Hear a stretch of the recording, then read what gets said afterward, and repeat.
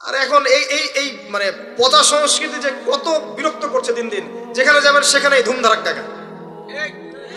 আর গান শোনার মানুষের কিছু রুচি থাকে, কিছু গান ছিল না শুনলে তাও কিছুটা ভালো লাগে, তাই না? এমন কেউ নাই যে গান কানে যায় নাই, আছে না? এমন কোন মানুষ নাই যে গান আসলে কখনো কানে যায় নাই। কানে যাবে সবাই, কারণ সবাই তো ওপেনলি শোনে। কিছু কিছু গানের অ্যাটলিস্ট কিছু মান আছে, মানে শুনলে মনে হয় ঠিক আছে গান হচ্ছে, যদিও ওটা হারাম।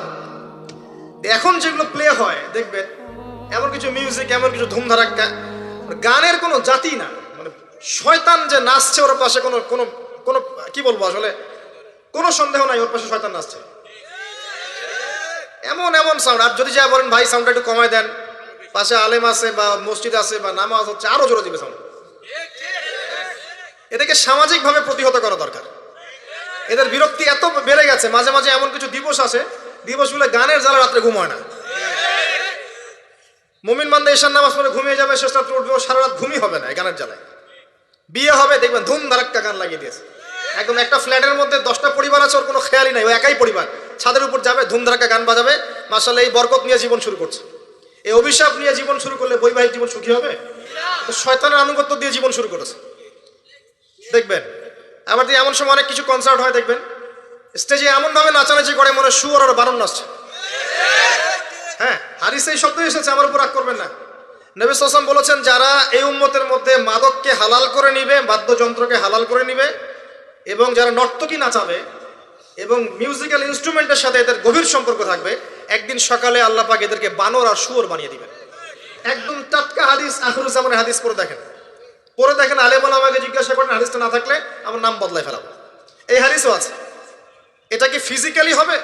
আমার কাছে মনে হয় না ফিজিক্যালি হবে, আল্লাহু আলাম, আল্লাহ ভালো জানেন। আমার কাছে মনে হয় না যে ফিজিক্যালি হয়তো বা হবে না, ইন্টারনালি তারা বানর আর শুয়োরের মতো হয়ে গেছে, আমার কাছে তাই মনে হয়। ভিতর থেকে স্বভাবগতভাবে দেখবেন বানর আর শুয়োরের মতো করছে। তো কি করবেন? এখানে ঈমান নিয়ে আপনি চলবেন কি? নূর কি জিনিস বোঝাতে গিয়ে আপনাকে এই কথাগুলো বললাম। আপনি 10টা দিন ইতিকাফ করে তারপরে এই পরিবেশে যান, আপনি আল্লাহর নূর নিজেই বুঝতে পারবেন, আল্লাহর নূর কি জিনিস, আধ্যাত্মিকত্ব কি জিনিস। আপনার কাছে এগুলো ভালো লাগবে না, আপনার মন, আপনার কান শুনতে চাইবে না, আপনার চোখ দেখতে চাইবে না। আর এগুলোতে থাকতে থাকতে থাকতে থাকতে যদি এগুলোকে স্বাভাবিক মনে হয়, তাহলে বুঝবেন আপনার কলবে নূরের ছিটা ফোটাও নাই, কলব আগেই মরে শেষ হয়ে গেছে। এখন আমাদের কলব এই অবস্থায় আছে। আমাদের চারপাশে এগুলো দেখছি না, গান বাজনা, বাদ্যযন্ত্র, মাদক, বেহায়াপনা, অশ্লীলতা, বেপরদামি, পর্নোগ্রাফি, ব্লু ফিল্ম, সব তো দেখছি নিত্যদিন, প্রতিদিন দেখছি।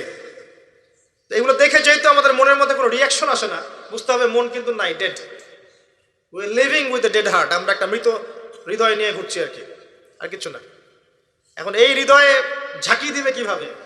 এই অবস্থায় মৌত আসলে কি হবে? মৌতের কষ্ট খুব বেশি হবে।